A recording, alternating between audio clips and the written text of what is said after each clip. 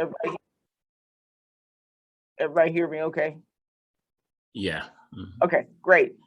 First of all, this is exciting. I mean, when I look around and see all the different faces, people who I have come to know since I moved to Chicago 4 years ago, it's just great to see the community coming out. Sequane and Teresa have been buddies for many decades, long before I came to Chicago. And so it's really, really wonderful that they have really kind of embraced this idea of what we're trying to do and to think about their role in bringing particularly the African American community closer to our work. And, we'll have time throughout this to talk about our strategy and what it means and how we're trying to really perhaps show up differently as the trust. And, part of us showing up differently is how our community is engaged as as partners and in partnership with that. I see Andreessen Brown as an example, who has been such a stalwart in what we have done with the African American legacy, and there are others on this. So you always don't want to go down that path of talking about individuals because you'll miss some, but there are many people who in their own right, Deborah Harrington and all she's done in philanthropy, and and others who are partners with us and really staunch allies in this. And when I came to the trust about it's just over 4 years ago now, we stepped back and looked at how could we really be laser focused on something that would make a big difference for our region. And as we all know, we got issues, as people would say, across the board. But underlying a lot of the things that we all want to make better here, whether it's public safety, whether it's the life expectancy gap, whether it's access to education, high quality education for all, we could list the issues, but underlying a lot of that is this legacy of economic inequity. And it shows up in so many different ways, and it leads to so many of the issues we talk about, public safety on the radar screen, like, I should say like never before, but perhaps we have seen it, but the spikes post-COVID have been particularly concerning.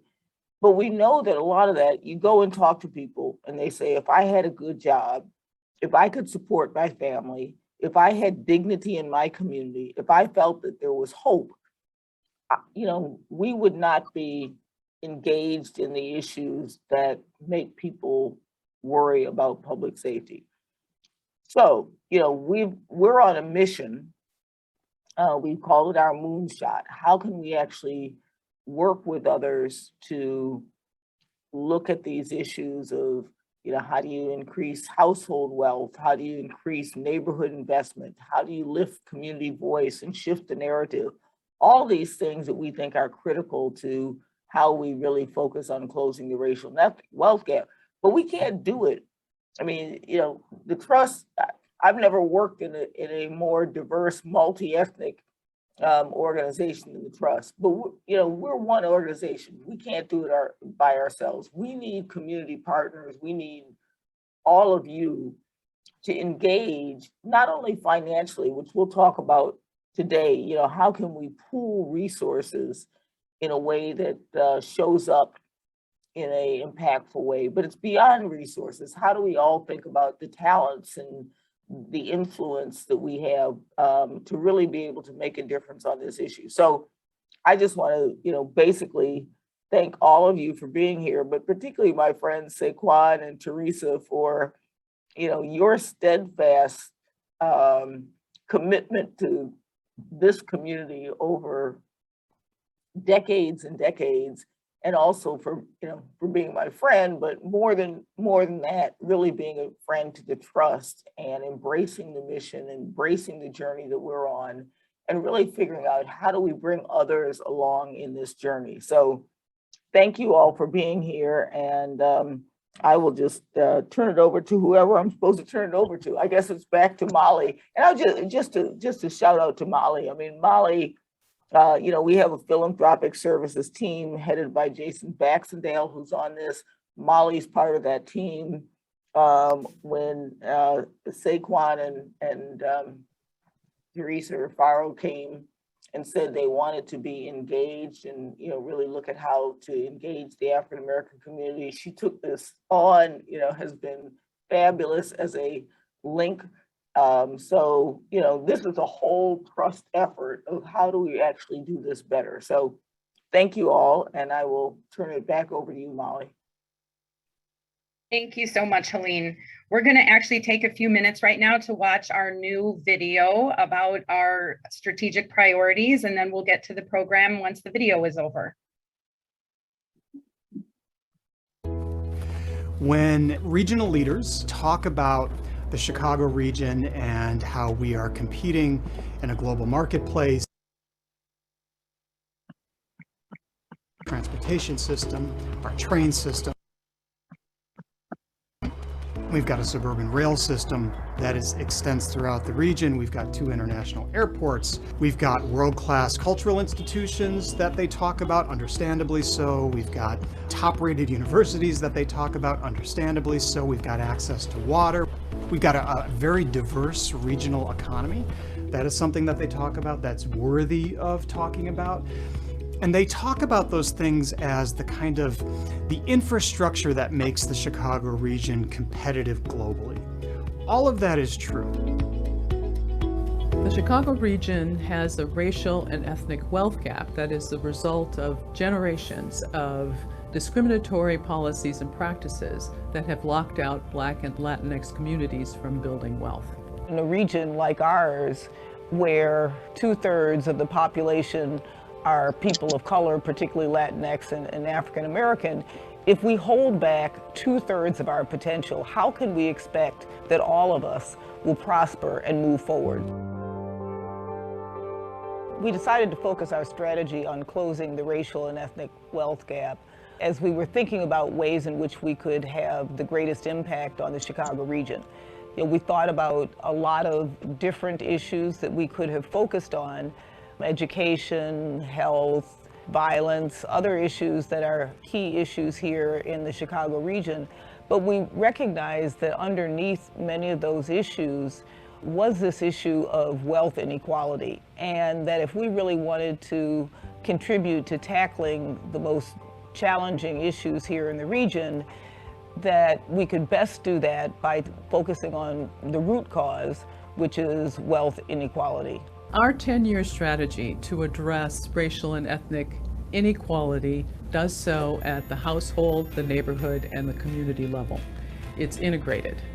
While maintaining our foundation to addressing critical needs and connecting our donors to impact, we also have strategies to grow household wealth, to catalyze neighborhood investment, and to build collective power.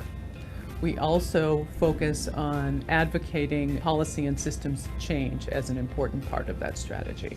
As we did our research around the wealth gap overall, we know that there are many barriers to asset creation for families of color. We also know that there's many practices that create obstacles, but also that strip wealth from families. And so for us, looking at the household level was important in terms of identifying how we can move the needle on the growing household wealth gap overall. You can't separate wealth creation at the individual level and at the household level from the context in which that individual and that home are in and live in. The individual lives in a neighborhood. The home exists in a neighborhood.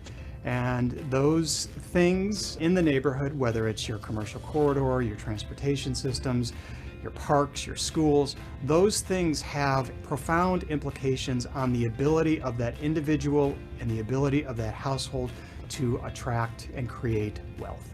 The goal of closing the racial and ethnic wealth gap is an ambitious goal. For some, it may even seem to be an impossible goal. We believe it's most certainly possible, but even more possible if the people who are most impacted by the gap are part of the solution to drive for transformation, to drive for the type of change needed to close the racial wealth gap. There's probably two main reasons why we think the whole region should care about closing the racial and ethnic wealth gap. First of all, it's the right thing to do. We know that it's unjust and unfair to have obstacles that impact the lives of our Black and brown citizens. It's also the smart thing to do, and it is the way that we will grow our economy by making sure that everybody has the opportunity to realize their full potential and contribute to our economic growth and success. What's starting to happen is the chronic underinvestment of too many communities over a long period of time. It's beginning to pull the whole region down, and I think regional stakeholders are seeing that for the first time. We have to deal fundamentally with systems and policies that have lifted some communities up while holding other communities back. I think there's growing attention and growing demand. And then I think we have a moment in time that Chicago can show a new way forward. I believe that people recognize the imperative of doing this. In a city that has the kind of resources that Chicago has, once we make our mind up to make an impact, I believe there's nothing that Chicago can't do.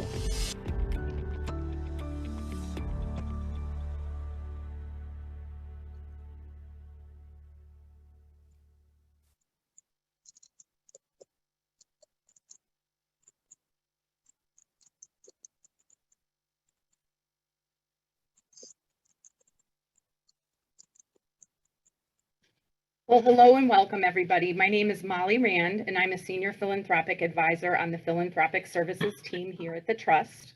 I have the great pleasure of working with both Sequane and Teresa, and I'm going to take a few minutes just to give you a very high-level view of the Trust and how we work before turning it over to Sequane and Teresa. As Helene said, the Chicago Community Trust is the Chicago Region's community foundation. We are a grant maker and a change maker.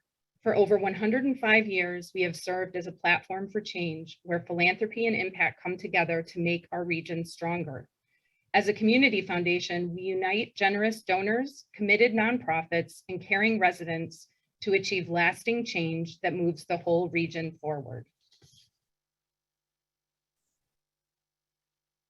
We were founded in 1915, the fourth community foundation ever created, and among the largest in the country. We have $4.6 billion in assets, about half of which have been given to the Trust through estate gifts, and provide the funding for our annual discretionary grant making, which was over $50 million last year. The other half represents thousands of donors, philanthropists at every level, who have established donor advised funds for their charitable giving. We have over 1,700 donor advised funds, and collectively, these funds made over 14,000 grants to organizations in Chicago and across the country and beyond. So what do we do? As I've mentioned, we are a grant maker and a change maker. Philanthropy is our business, and donors make the whole engine work. We steward all forms of generosity and turn it into real impact. Our most visible outputs are our investments and grants to partner organizations. But I want to emphasize that from where I sit, our specialty is really working with our donors to understand the impact they want to have in the world and matching those goals to meaningful philanthropic opportunities. By working with the Trust, by having a donor advised fund, donors are making a commitment to addressing inequity. You are a part of the Trust family and vision, and we work with you to connect your philanthropy to impact. And this is how we do it. How we deliver philanthropic services is primarily broken into three areas.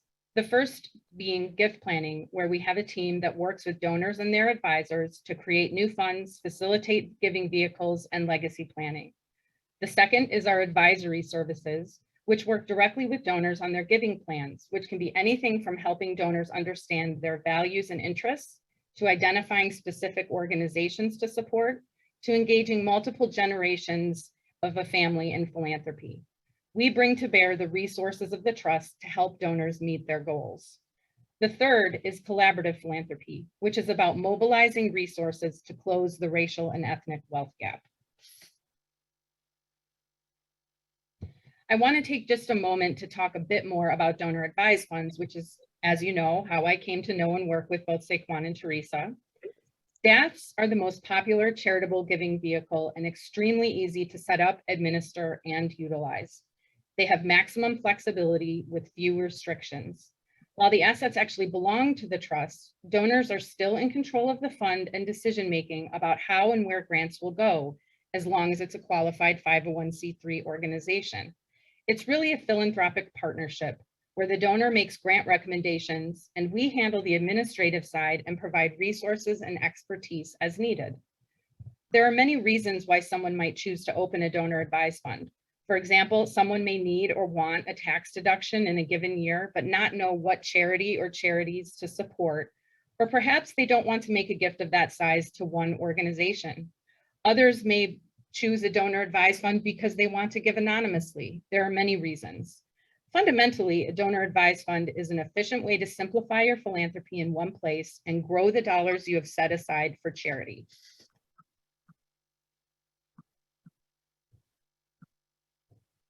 As I've mentioned, the benefit of working with the community foundation is the opportunity to be a part of a larger community. Our goal is to create a space where everyone can feel they are a part of it.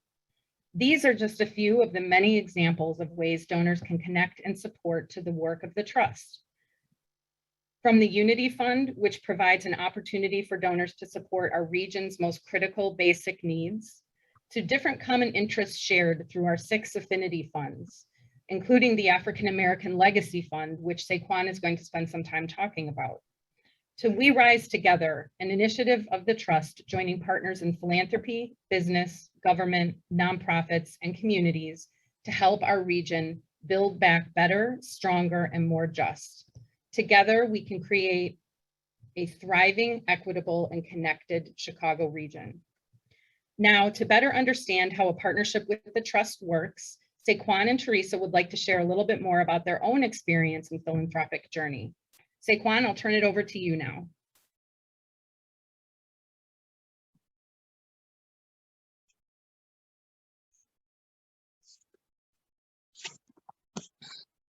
Oh, Sequane, you're on mute. Yeah, you'd think I'd have that together by now. Yeah. Good morning, everyone. Thanks, Molly. Don't you all just want to open up a donor advised fund right now? I know you do. I could see your faces. I could tell. Yeah, that's right, Calvin. Yeah. Thanks, Molly. So I guess what I'd like to do is first disimbue people of the notion that you have to be a millionaire to open up a donor advised fund. It's simply not true. A philanthropist for us is a person who actively promotes the welfare of others, especially by donating money to good causes. And that's irrespective of your socioeconomic location. You can do that almost from wherever you are. We got into this, and I'm gonna let Teresa, because she has her own unique story to tell here. But I've had a long history with the trust and understand the value of working with them. As a recipient of the Chicago Community Trust Fellowship in 2010, it really allowed me to study and travel abroad and really understand better what other folks or other institutions in other countries are doing with respect to creating democratic economies. And it also catalyzed an organization that I'm very close to, the Father's Family and Healthy Communities. They invested $500,000 a half a year ago. And because of that, it's, we were able, and still are doing incredible work for non-custodial fathers and children and their families. I'm also on the African American Legacy Board. And my involvement with AAL, as I said before, reminds me of a Black family really sitting around a table, engaging in deep, serious conversation about how to help out our community. Where should we be investing? How much? And how can we do more? And it's one of the great things I've done in my career. The decision to open a donor advised fund, it really came by way of a friend, Doug Rosen, a couple of years ago, who's actually at Goldman Sachs, and we were just talking about how to shelter money and how to, what are the best strategies for giving, and he talked about it, and then came home and told my wife, and then next thing you know, we have a donor advised fund. So It was just that simple. But in terms of the kinds of things that Molly shared with you all earlier, I mean, those are core reasons why we established the fund. And again, you don't have to be a millionaire to open up a donor advised fund or to leverage your giving strategy or goals you might have as individuals or families. I would say there are three other reasons though, and why I think it's especially good to work at the trust, which is why I'm considering encouraging rather you all to start a donor advised fund at the trust specifically. One, it's a smart and efficient way to give the groups you want to support and have access to other funds you may not know about. So for instance, the Chicago Fund for Safe and Peaceful Communities. A lot of folks don't know about that and the fact that you can support that project. Two, you can engage in strategic and collaborative philanthropy, something I'm very interested in, to create an aggregated and collective fund with others so that we can marshal our resources in a kind of strategic laser-like way to affect impact and to support the kind of groups that we care so much about. And third, I'm committing to making the case for support for the African American Legacy Fund. As I said, I'm on the board, and I also want to support the other affinity groups I think who can benefit from donor advised funds. And I like to have that conversation with anyone who is interested. And there are causes that we specifically care a lot about. I mentioned Fathers, Family, Healthy Communities. Also, there's the African American Leadership and Policy Institute, a kind of Black think tank of sorts, a research institute. Revolution Works, which I am heading up now, along with some others on the West Side. And there's a Rites of Passage program that I'm supporting at Brown STEM Academy, just to name a few. And Rafar, do you want to mention any other groups that you're supporting? No, just you know, my practice of always supporting my clients that I'm working with or have working with now or working with in the past. And then if I can make a comment, Sequane, because I'm going to have to get off. I've actually got a doctor's appointment, you all. So I do want to make one comment about why and how we, in addition to Doug's advice, sort of strategically made this decision to set up a donor advised fund. Everyone knows that I have a consultancy practice, a business. And in that business, like many of my colleagues that are actually on the phone, we have good years and then we have very good years. And one of the things that I realized that we were always giving, but when I have a very good year, the donor advised fund has allowed me to make a significant contribution, but then to spread our charitable giving over future years when I might be in a year that I have less revenue, but still want to give.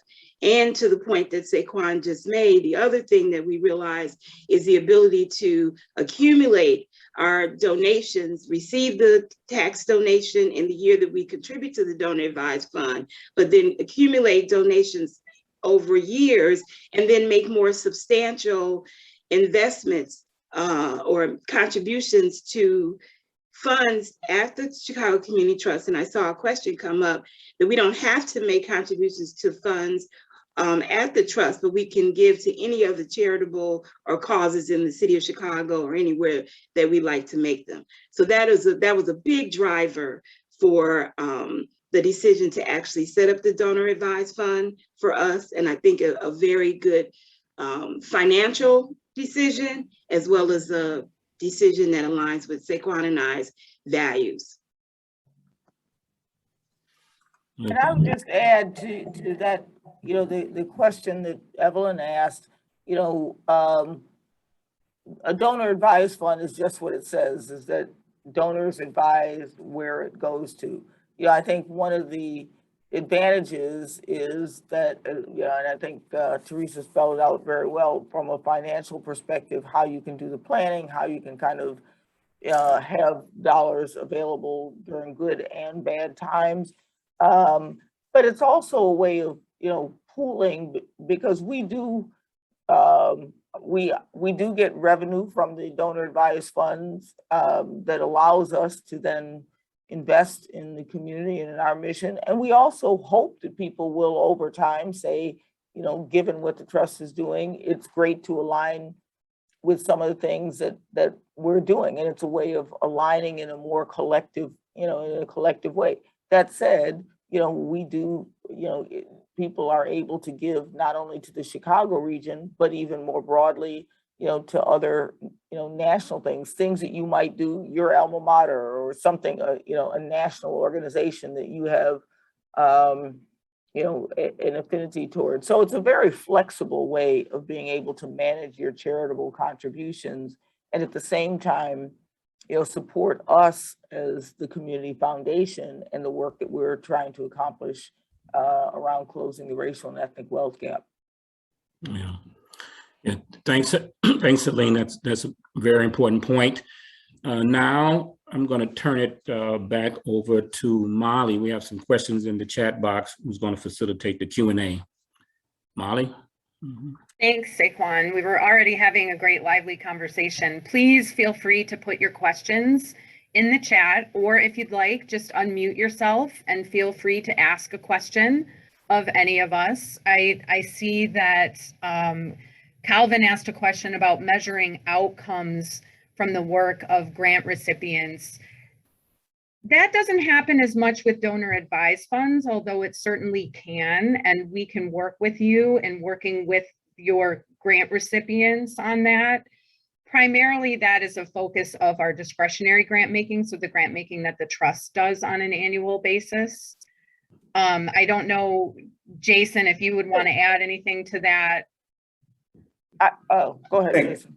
Yeah, I was going to say one of the benefits of having the DAF is we do a lot of DAF grants. We also do a lot of discretionary grants, and we can advise on what are some best practices in terms of impact measurements for the organizations that we work with. We do have a learning and impact team that helps with our overall work of closing the racial and ethnic wealth gap, and having a donor advised fund at the trust gets access to that learning and impact team so that we can advise you on some best practices to look at organizations and reviewing the impact and the quality of their work. So Helene, I'm sorry, I didn't mean to cut you off. No, just to add to that, I think, people often ask, what's the difference between going to a community foundation or some of the national DAF providers like Fidelity or Schwab or others? And I think the real advantage is that we do know the community, and we have people who are steeped in the community, who, understand which organizations are most effective. And so while we don't do evaluations on particular organizations that you're providing your resources to, we do know who are the most effective organizations, who's really doing good work in the community. So you can come to the trust as a advisor, if you will, to thinking about, if you're interested in the area of, early childhood education, who have we worked with? Who do we know? Who's doing the best work in that arena? So while we won't do evaluations on each individual grant that goes out, we are, aware of who are the most effective in an area that you're interested in. Helene, on that point, and thanks all of you, Jason and Molly, for your responses. Does the DAF process or structure allow the donor to have a grant agreement in the same way that CCT has grant agreements with all of your community partners that would control for outputs and outcomes? No, it is a more traditional charitable contribution. Okay. And so, you say you want to give a contribution to organization X. It just is the same as if you were writing a check. It's just that it is a much simpler way of doing it and consolidating your giving. But others may want to answer. And then Molly, if I may, since I'm unmuted, my other question was around, I'm just so inspired that the trust is tackling this, essential challenge of the country around the racial wealth gap. We've been in it for 3 years now. It's very timely, it's very important. And I think most of us have heard John Rogers talk about his 3 Ps, philanthropy, and clearly the the trust is a huge agent in the region around that. People, hiring folks at the executive level, having them on boards of corporations and the like. And the third P is either purchasing or procurement, but using our individual organization balance sheets and P&Ls to actually support local businesses through contracting and vendoring and the like. Is there any application through the donor advised funds to either put in front of your donors the organizations that are doing better at business enablement work, or to try and get the recipients to recognize the importance of spending their corporate dollars locally and on minority-owned businesses?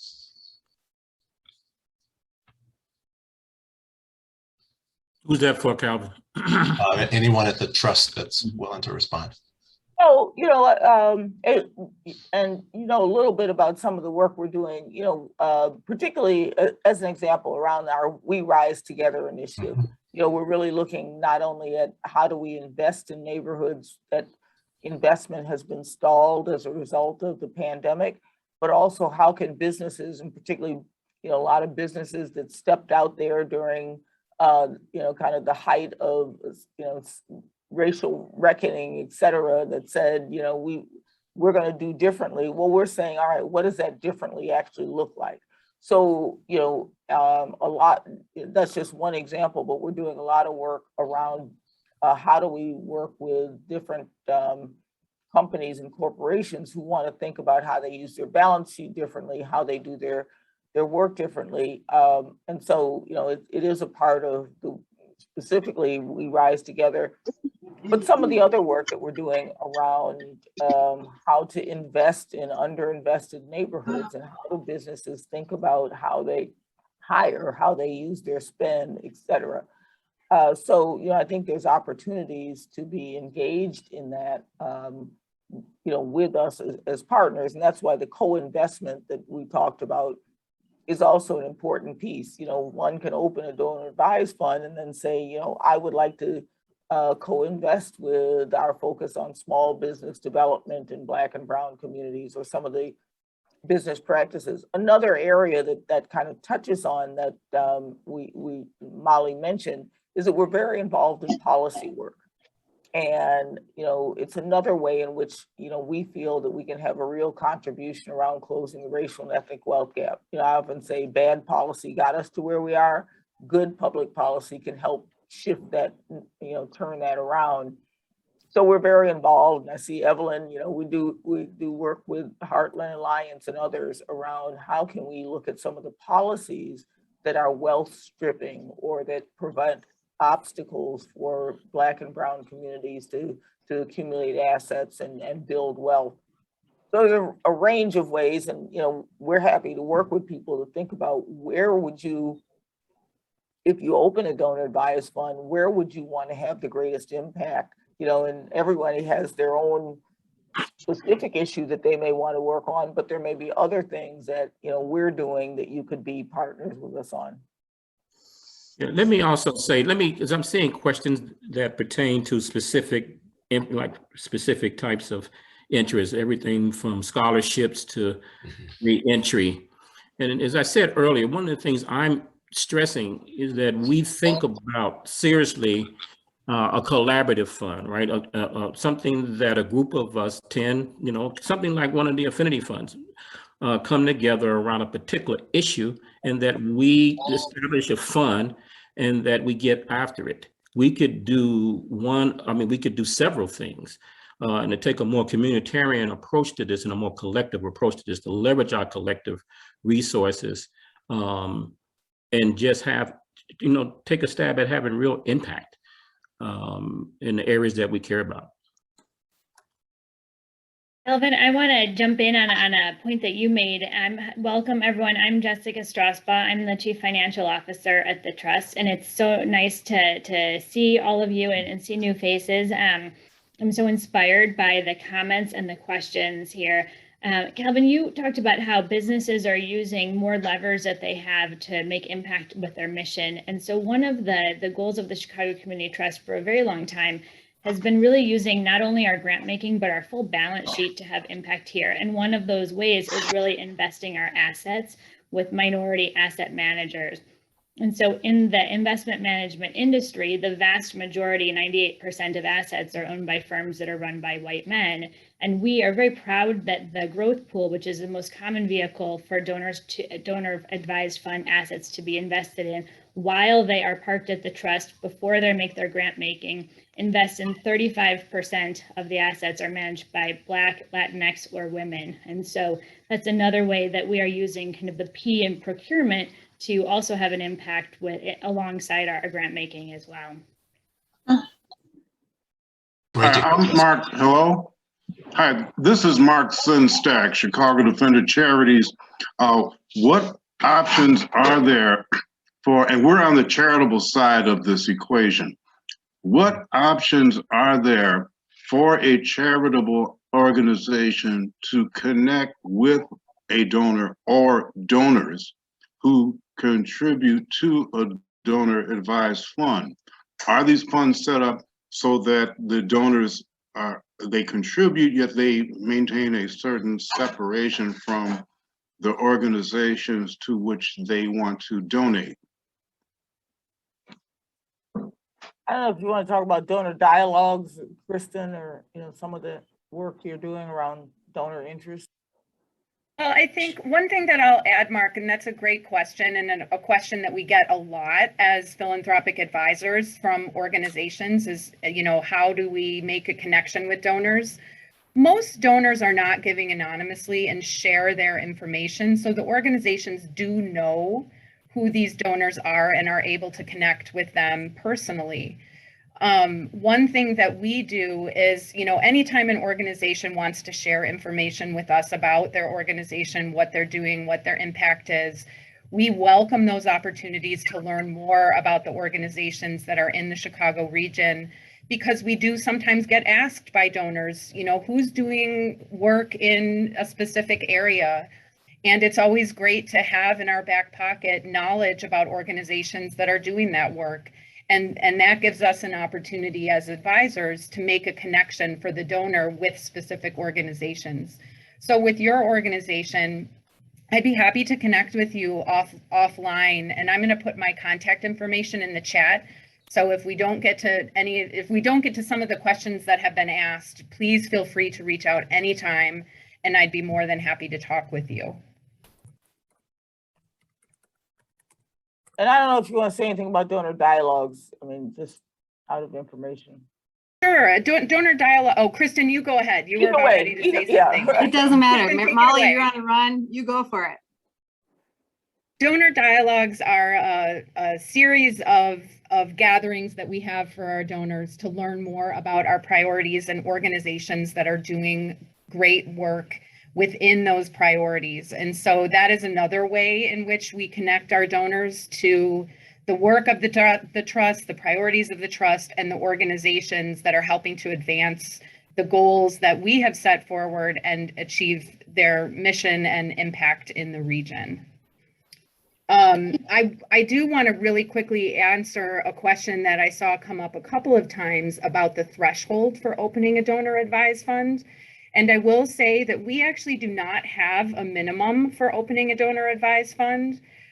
I think it's important to note that there is an annual fee, and that is structured based on the size of your donor advised fund. The minimum is $360 a year, but there is no minimum. And so if you're interested in talking more, again, I'll put my contact information in the chat and would be happy to talk with you. There was also a question about giving to fraternities and sororities and giving outside of the region. Through a donor advised fund, you can give anywhere. As long as it's a qualified 501c3 organization, you are able to make a grant to that organization. That we do have a process for supporting organizations that are outside of the United States. So if international giving is something that you're interested in, we are able to do that through a process that we have in place at the trust. But by no means are you restricted to giving only to the Chicago region. We welcome support for the region. We certainly welcome those who are interested in aligning their giving with that of the trust. but we know that everybody has many different interests, and whether that be a fraternity or sorority, as Helene said, your alma mater, or a national organization that you're interested in, you absolutely can do that. Jennifer, I see your hand up. Do you want to go ahead and ask your question?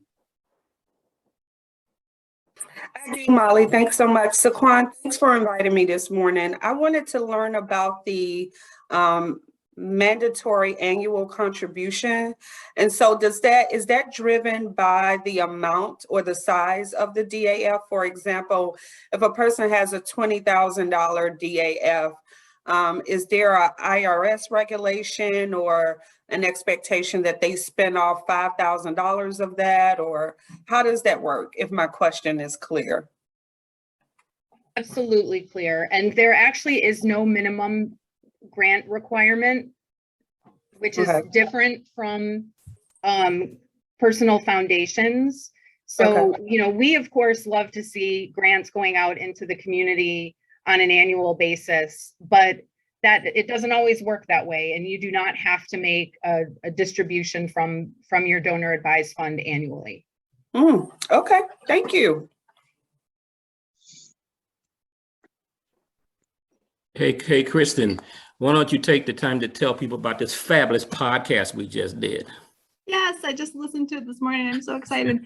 But before I get to that, I'd like Gregory, you've had your hand raised for a little while, if you want to ask your question, and then I will promote with no shame at all the podcast that's going to be released tomorrow.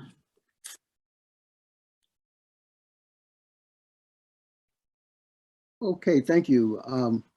Just first, thanks to Sequane for extending that invitation to come on this Zoom meeting.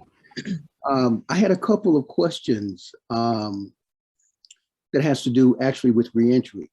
So I'm a co-founder of the Woodlawn Reentry Project Chicago, which is a neighborhood level services provider, nonprofit services provider. And so this question goes directly to the trust. I remember the trust funded a documentary where I was actually working inside the Cook County Jail as a corrections officer, actually as a school corrections education social worker. So Chicago Public Schools has a school on the inside of the Cook County Jail. I was the school social worker inside the jail, developing a transition program for students exiting the jail and going back to their local schools. So the Community Trust did the funding. The program was actually on Tonight Show, and the Community Trust did the funding. Then there was another incident where I was on the Hoop Dreams movie panel for the MacArthur Foundation. And in both of those instances, I raised questions about a documentary that points up a problem or an issue. And in terms of the programming that would follow that kind of an issue, the programming was sort of lacking in terms of a response to the problems that were pointed up in the documentary. So my question is relative to this front on reentry and the fact that this video was done maybe in 2004, which kind of shows you how long I've been doing reentry. And I've got a copy of the video that the Community Trust funded.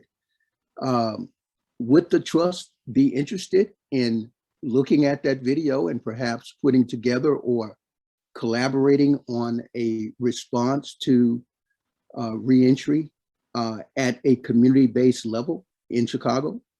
If so, I'm very interested in working on that particular project.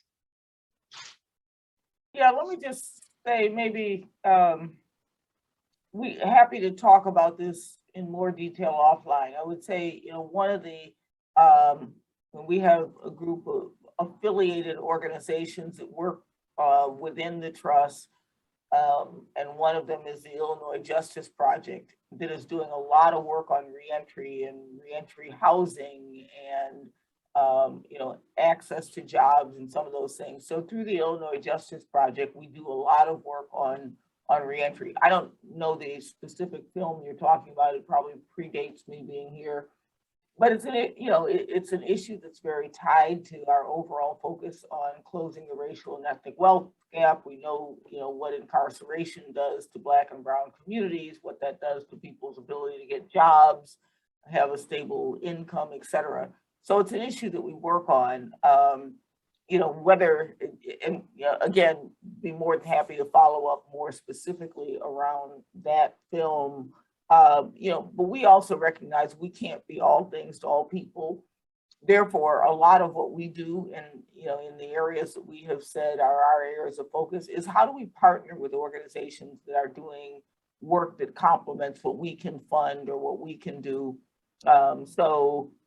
Can't promise that we will follow up on that exact thing, but happy to talk to you more about some of the things that we're doing in that arena and maybe ways in which there's some intersection. Because and just to your point, we all know there's been a lot of good work done that then never gets followed up on. And so one of the things we have really tried to do is not keep reinventing the wheel. How do we work with groups that are already doing great work? How do we lift up their work? How can we build those kind of coalitions and partnerships so that we're not continuing every decade to reinvent the wheel when there's a lot of good work there. So anyway. Yeah. Well, okay, thanks. Thanks, Gregory. And Sequane, to build on what you promoted or started to promote, we do have a podcast called Trust Talks. The most recent one is going to be coming out tomorrow. I had the opportunity to interview Sequane and two other of our donors in that podcast. You all should listen to it. It's fantastic. Sequane does reference today's event. And so you all are here experiencing it live, but it's a great listen to hear a little bit more about a variety of ways that people are engaging with the trust to fulfill their philanthropic goals and connect their philanthropy to impact. Thanks, Kristen. I know it's about 9:25, and I know this was scheduled for 45 minutes. So out of respect for time, I can stay on longer. I'm enjoying myself. So, I'm not going anywhere. But Molly, how do we want to, we got more questions. How do you want to proceed? I think just in the interest of time, we probably should wrap up. So I'll turn it over to you to close, but I did put my contact information in the chat. So if anybody has further questions or would like additional information, please feel free to reach out anytime. I would love to talk with you. Okay, well, thanks again. And I just say, Quan, before you close, I just want to again thank everybody for being a part of this. This has been great. This is so exciting to see all of your faces on there. We're here as a resource. We hope that you see, how you might be able to partner with us. We'd love to have people open donor advised funds. But as much as anything, we'd love to get your input to make sure that we're doing the most that we can for, across the Chicago region and the issues, but particularly around this focus that we have taken on of closing the racial and ethnic wealth gap. So thank you all for being a part of this. Another excellent point, Helene, and thank you, Helene, for taking the time to be with us. So in closing, I just want to say that if you haven't figured it out, Molly is our philanthropic advisor. So you can reach out to her with any additional questions. We're going to send out a follow email with additional information as well. And like Helene, I just want to thank you all so much for joining us. It's important. I think this is the beginning of an extended conversation about the possibilities. As again, I'm really interested in collaborative kind of and strategic donor activity. And so I'm really interested in having conversations with folks who think that's a good idea. And then lastly, I just want to say that I'm going to stay on the call for a few extra minutes for people who want to continue the discussion. Anything, Molly? Anything else? No, I'm happy to stay on as well if there are other questions. Otherwise, thank you all so much for being with us this morning, and we look forward to staying connected with you, and feel free to reach out with any further questions. Thanks very much for your time this morning. All right. Have a good day, everybody. Take care. Take care. Bye-bye. Bye-bye. Take it easy.